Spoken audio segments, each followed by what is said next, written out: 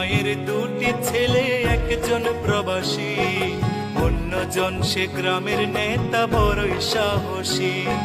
প্রতি মাসে প্রবাসী ছেলে পাঠাইতো বেতন, সেই টাকায় নেতা বাবুর পকেটে ছিল গরম।